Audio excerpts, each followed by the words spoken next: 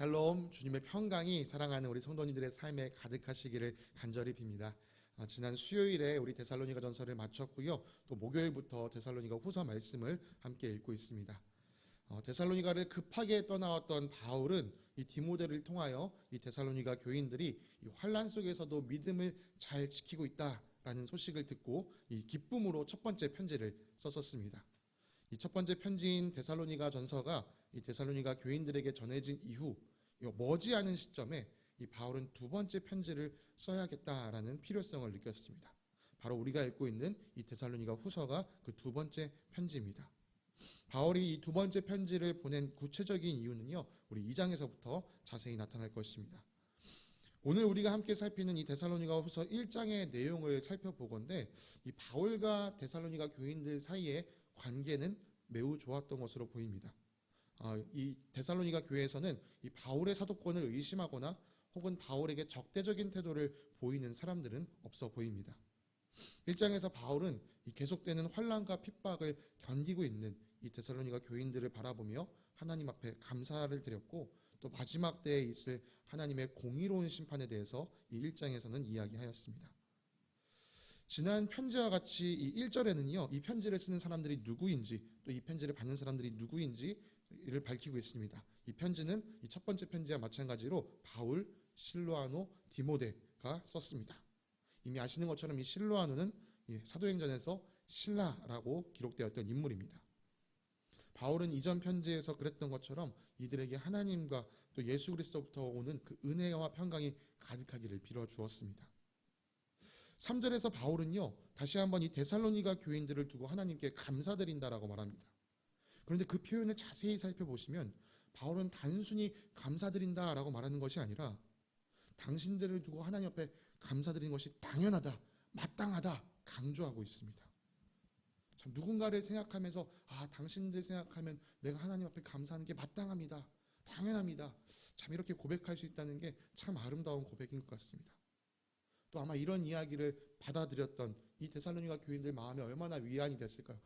우리가 환난과 핍박을 이렇게 견디고 있는 게 우리가 정말 이렇게 잘하고 있는 일이구나, 바울이 우리를 두고 하나님 앞에 감사하는구나, 참 위안이 되었을 겁니다. 바울이 이들을 두고 이렇게까지 감사하는 것이 마땅하다, 당연하다라고 이야기한 이유는요, 앞에서 말씀드렸던 것처럼 이들이 환난과 핍박 속에서도 오히려 믿음이 더 크게 자라나고 오히려 그 사랑의 모습들이 더 드러났기 때문입니다. 이전에도 바울은요, 이 이전 편지에서도 데살로니가 교인들의 믿음과 사랑을 두고 칭찬했는데요, 오늘 이 데살로니가 후서를 보시면 그게 더욱 성장했다, 더욱 커졌다라는 표현으로 이야기를 하고 있습니다. 네, 이 데살로니가 교인들은 이 환난과 핍박 속에서도 믿음과 사랑을 키워갔습니다. 데살로니가 교인들의 신앙은요, 온실 속의 화초가 아니었습니다. 그들은 오히려 이 거칠은 들판에 핀 야생화 같은 신앙이었습니다. 겉보기에는 볼품없어 보일지 모르지만 그들에게는 생기가 넘쳤고 그들에게서는 향기가 넘쳤습니다. 네, 그리스도의 향기가 넘쳤던 것이죠. 이 어려움 속에서도요, 이들은요, 믿음을, 다시 말해서 하나님과의 바른 관계를 계속 세워갔고요, 그리고 사랑을, 다시 말해서 이웃들과의 바른 관계를 세워나갔습니다. 이렇게 아름답게 성장하는 데살로니가 교인들을 두고 바울 일행은요, 다른 교회들에게 데살로니가 교인들을 보십시오 라고 자랑할 수밖에 없었습니다. 여러분, 우리의 신앙이 이 하나님 앞에서 감사의 제목이 되고 또 누군가에게 자랑이 되려면요, 이 데살로니가 교인들과 같아야 합니다.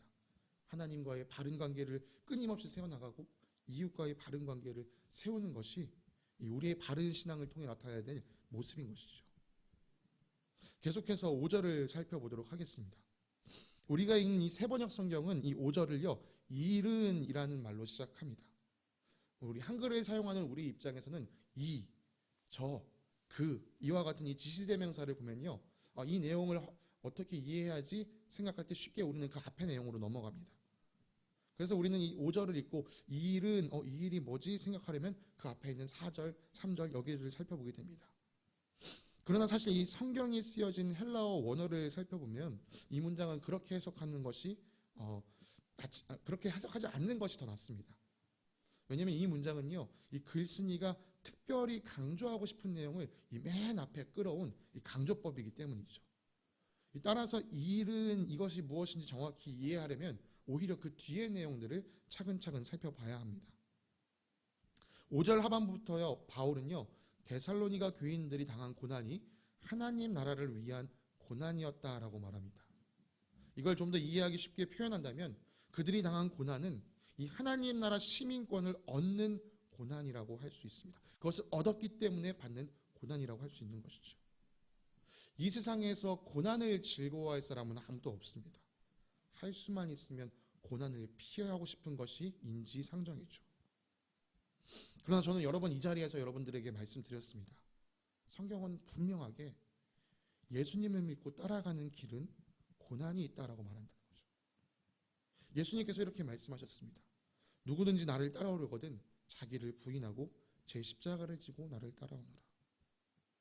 세상이 너희를 미워하거든 세상이 너희보다 먼저 나를 미워하였던 것을 알아라. 너희가 세상에 속하여 있었다면 세상이 너희를 자기 것으로 여겨 사랑했을 것이다. 그러나 너희는 세상에 속하지 않고 오히려 내가 너희를 세상에서 가려 뽑아냈으므로 세상이 너희를 미워하는 것이다. 예수님을 믿는 일, 예수님께 속하는 일, 예수님을 따라가는 일은요, 이 세상에서 반드시 고난받게 되어 있습니다. 그래서 여기서 한 가지를 여쭙고 싶습니다. 그런데 오늘 우리에게는 예수님의 이름 때문에 받는 고난이 있습니까? 이제 우리나라는 종교의 자유가 보장된 나라가 되었기 때문에 예수님 이름 때문에 고난받지 않는 것일까요? 그렇지 않습니다. 그런 자유가 보장되는 이 세상도요, 여전히 악합니다. 죄가 난무하고 죄가 가득 차 있습니다. 따라서 우리가 예수님께 속한 삶을 제대로 살게 되면 자연스럽게 세상은요, 우리를 향해서 이질감을 느끼게 되고요. 이 이질감은 곧바로 호의적이지 않은 태도로 쉽게 변하게 됩니다. 특히 우리를 통해서 이 예수님을 닮은 선한 모습이 드러나면 그 모습 때문에 자기들의 악함이 더 상대적으로 분명하게 드러나기 때문에 곧바로 우리를 공격하게 되어 있습니다. 그러므로 오늘날도요, 이 예수님께 속한 삶을 사는 사람에게는요, 고난이 반드시 따라오게 되어 있습니다. 오늘 우리에게 이 예수님의 이름으로 말미암은 고난이 없다는 것, 한 번쯤 우리 자신을 되돌아봐야 할 문제입니다. 혹시 우리는 이 예수님의 이름 때문에 고난을 받아야 할 일이 다가올 때 그분의 이름을 드러내는 삶을 살고 있습니까? 직장에서, 친구들 사이에서, 또 가정에서 예수님의 이름 때문에 갈등을 빚을 것 같으면, 그 이름 때문에 내가 손해를 볼 것 같으면 슬그머니 그 이름을 감춰두고 있지는 않습니까? 예수님의 말씀을 한 가지 더 읽어드리겠습니다. 너희가 나 때문에 모욕을 당하고 박해를 받고 터무니없는 말로 온갖 비난을 받으면 복이 있다. 너희는 기뻐하고 즐거워하여라. 하늘에서 받을 너희의 상이 크기 때문이다. 너희보다 먼저 온 예언자들도 이와 같이 박해를 받았다. 데살로니가 교인들은요, 예수님의 이름 때문에 자신들에게 오는 박해와 고난을 피하지 않았습니다. 그들은 그것을 담담히 받아들였습니다. 그런 그들을 위로하기 위해서 바울은요, 이 하나님의 공의로운 심판을 강조하면서 5절 맨 앞에서 이야기하고 있었던 것이죠. 그 내용을 하나하나 살펴보겠습니다. 6절과 7절에 기록된 것 같이 공의를 베푸시는 하나님께서는요, 이 마지막 심판의 날에 믿는 자를 괴롭혔던 자들을 그들에게 상응하는 괴롭힘을 더하여 주시고, 또 예수님의 이름을 위하여 괴로움을 받았던 성도들에게는 안식으로 갚아주신다라고 이야기합니다. 목사님께서 작년 12월 이 셋째 주일로 제가 기억을 하는데요, 이 사도행전 본문을 설교해 주시면서 이 심판에 대해서 말씀해 주셨습니다. 그때 나눠주시기를, 이 심판이 믿지 않는 자들에게는 이 벌을 받는 두려운 시간이겠지만 믿는 자들에게는 보상을 받는 시간이다. 따라서 우리 믿는 사람들은 이 심판을 두려워할 필요가 없다라고 말씀을 해주셨습니다. 네, 이 표현이 맞습니다. 여러분, 요즘은 잘 쓰지 않지만요, 우리는요, 하나님을요, 신원하시는 하나님이라고 이야기를 합니다. 신원하다, 갚아주신다는 것이죠. 억울한 것은 풀어주시고 모든 것을 공정하게 심판하여 주신다. 이것이 바로 신원하시는 하나님의 모습입니다. 7절 후반부터 9절까지 바울은 이 마지막 때에 불신자들의 심판에 대해서 이야기를 해주고, 또 10절부터 12절까지 이 믿는 자들을 통하여 영광 받으시는 주님, 또 그 주님을 통하여 영광을 받게 될 성도들에 대한 이야기를 하고 있습니다. 여러분, 이것이 바로 이 5절에서 말했던 이 일, 바로 하나님의 공의로운 심판의 표입니다. 마지막 날에 우리가 믿고 있던 것이 진짜였다라는 사실이 드러나고 하나님께서 믿음을 따라 산 자들에게는 보상을, 하나님을 믿지 않고 거절하고 자기 멋대로 살았던 사람들에게는 벌을 내리시는 것, 이것이 하나님의 공의로운 심판의 표입니다. 이를 통하여 하나님께서 공의롭게 모든 것을 판단하신다는 것이 이 마지막 날에는요 확실하게 드러날 것입니다. 하나님께서 이루시는 이 공의로운 심판의 세부적인 내용을 함께 좀 살펴보겠습니다. 바울은 이 공의로운 심판이 예수님께서 다시 오실 때 이루어질 것이다, 7절 후반에서도 이야기를 하고요, 또 10절 전반부에서 그것을 이야기하고 있습니다. 7절 후반부에서는 그 내용을 좀 더 자세하게 묘사해 주는데요, 예수님께서 권능 있는 천사들과 함께 하늘로부터 불꽃에 쌓여서 나타나신다라고 이야기합니다. 예수님께서 재림하실 때 하늘로부터 임하신다, 천사들과 함께 오신다, 이런 표현들은 사실 우리에게 익숙한데요, 예수님께서 불꽃에 쌓여 오신다, 이것은 우리에게 다소 생소한 표현으로 느껴집니다. 이 말씀은요 이사야의 말씀을 반영하고 있습니다. 이사야서 66장 15절에요 이런 말씀이 기록되어 있습니다. 보아라, 주님께서 화염에 쌓여 오시며 그의 병거는 마치 회오리 바람처럼 올 것이다. 그의 노여움이 진노로 바뀌고 그의 질책이 타는 불길이 되어 보응하려 하신다. 네, 이 심판주로 임하시는 주님의 모습이 불꽃에 쌓여 오신다라고 이사야는 예언했는데요, 그 모습이 이렇게 반영되고 있는 것이죠. 이렇게 심판주로 나타나시는 예수님께서 누구에게 벌을 내리십니까? 불신자들에게 벌을 내리신다라고 이야기합니다. 물론 데살로니가를 괴롭힌 사람들도 역시 불신자였습니다. 그러니 이들도 거기에 포함될 것입니다. 이들을 포함하여 이 데살로니가 교인들에게 직접적으로 핍박하지 않았던 이 모든 불신자들이 마지막 때에는 심판을 받게 됩니다. 8절에서 이렇게 얘기하고 있죠. 하나님을 알지 못하는 자들과 우리 주 예수의 복음에 순종하지 않은 자들, 이들을 예수님께서 처벌하실 것이다. 예수 그리스도의 복음에 순종하지 않는 자들이 처벌받는다, 이건 또 우리가 쉽게 이해할 수 있는 부분입니다. 그런데 하나님을 알지 못하는 자들까지 처벌하신다, 다소 지나친 처사가 아닌가 생각할 수도 있습니다. 그러나 이것에 대한 분명한 관점을 바울은 로마서에서, 나중에 쓰여질 이 로마서에서 이렇게 이야기했습니다. 로마서 1장 20절과 21절입니다. 이 세상 창조 때부터 하나님의 보이지 않는 속성, 곧 그분의 영원하신 능력과 신성은 사람이 그 지으신 만물을 보고서 깨닫게 되어 있습니다. 그러므로 사람들은 핑계를 댈 수가 없습니다. 사람들은 하나님을 알면서도 하나님을 하나님으로 영화롭게 해드리거나 감사를 드리기는커녕 오히려 생각이 허망해져서 그들의 지각 없는 마음이 어두워졌습니다. 여러분, 바울의 입장에서요, 하나님을 알지 못하는 것은 단순히 하나님에 대한 지식이 없어서 무지했다 이것이 아니라 하나님을 알면서도 거절한 것을 말한 겁니다. 즉 하나님을 알지 못하는 자들이나 예수 그리스도의 복음에 순종하지 않은 자들이나 매 한 가지로 거절한 자들이라는 것이죠. 이들이 받는 처벌에 대해서 9절은 이렇게 이야기합니다. 주님 앞과 주님의 권능의 영광에서 떨어져 나가 영원히 멸망하는 형벌을 받는다. 우리의 마음은요, 이 영원히 멸망하는 형벌, 이 두려움에 탁 잡혀서 이걸 먼저 보는데요, 사실 이것보다 더 중요한 게요, 주님의 앞과 주님의 권능의 영광에서 떨어져 나간다는 것입니다. 여러분, 이게 영원한 멸망을 받는 형벌인 것이죠. 여러분, 지옥이 왜 지옥입니까? 막 타오르는 절대 꺼지지 않는 불꽃이 있고 거기서 계속 고통을 받기 때문에 지옥입니까? 아닙니다. 여러분, 그곳에 하나님이 계시지 않기 때문에 지옥입니다. 여러분, 천국이 왜 천국입니까? 거기에는 요한계시록에 있는 멋진 도성이 있고 그곳에는 눈물과 슬픔이 없기 때문에, 아닙니다. 천국은요, 하나님이 계시기 때문에 천국입니다. 그렇기 때문에요, 주님 앞에서 떨어져 나간다, 주님의 권능의 영광에서 멀어져 간다, 여러분, 이것이 형벌인 거죠. 이 자체가 형벌인 것입니다.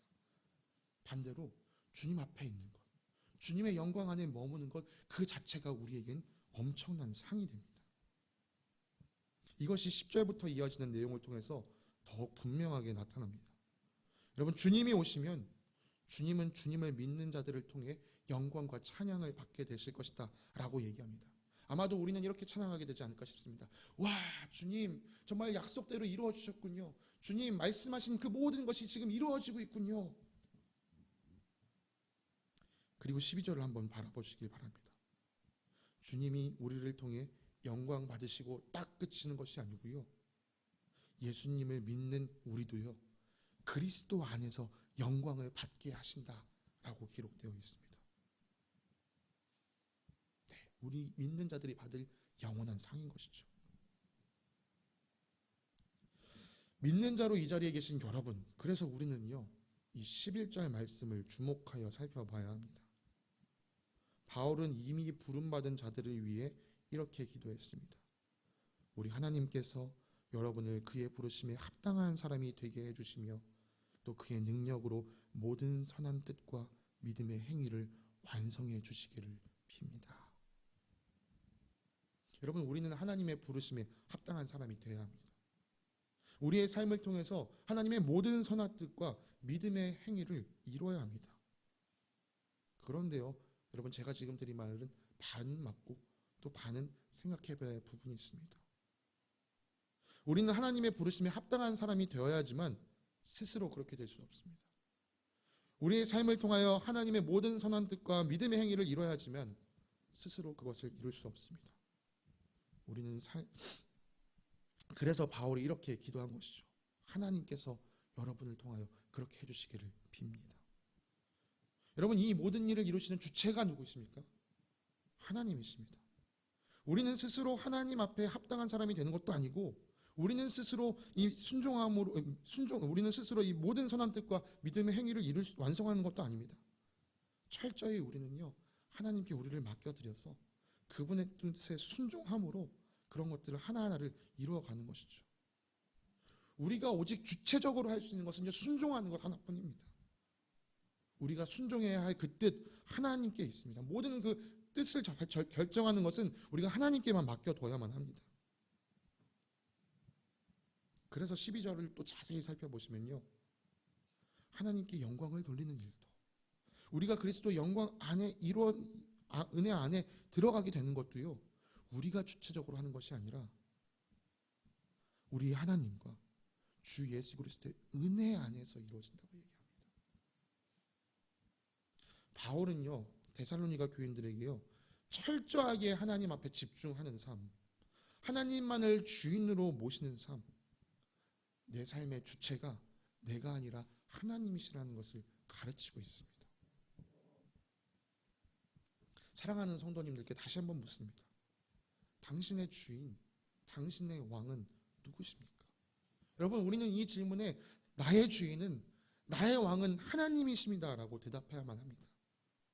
우리가 하나님의 자녀, 하나님의 백성이 될 수 있다는 것은 우리에게 증거된 이 예수님의 이름을 우리가 믿었기 때문입니다.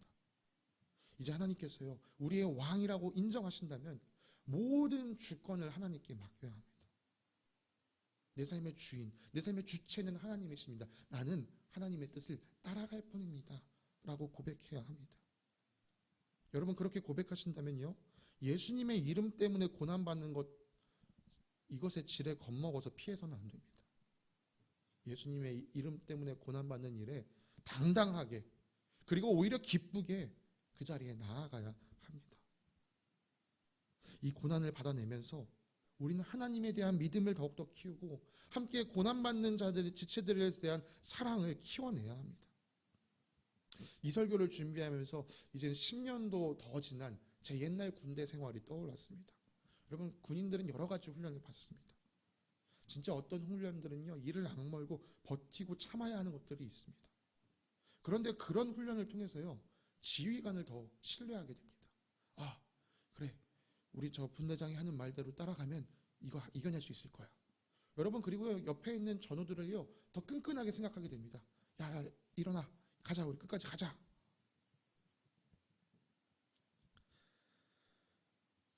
이걸 다시 돌려서 이야기하면, 우리 안에 예수님으로 인한 고난이 사라지면요, 하나님을 향한 믿음을 키울 수 있는 방법도 줄어들게 되고 서로 사랑하는 일에서도 관심이 멀어질 수 있다. 여러분, 이런 위험성이 있다는 것을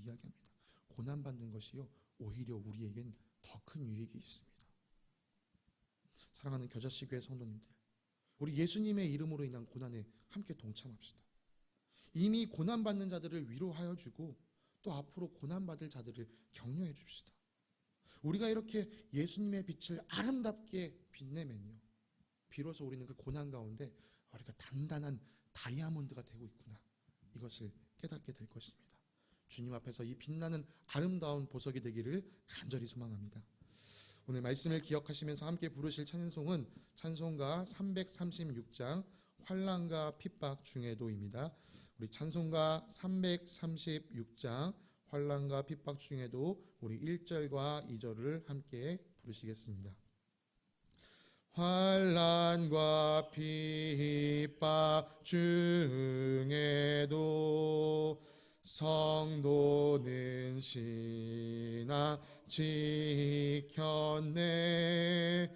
이 신앙 생각할 때에 기쁨이 충만하도다. 성도의 신앙 따라서 죽도록 충성하겠네. 옥중에 매인 성도나 양심은 자유 얻었네. 우리도 고난 받으면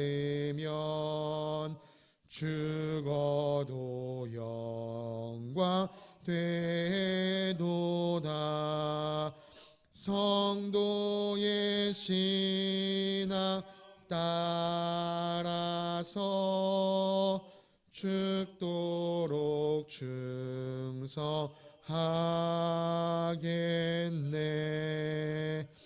사랑의 하나님 아버지, 감사합니다. 하나님을 우리의 왕으로 모십니다. 우리 각 사람 마음에 좌정하여 주셔서 우리를 다스려 주시옵소서.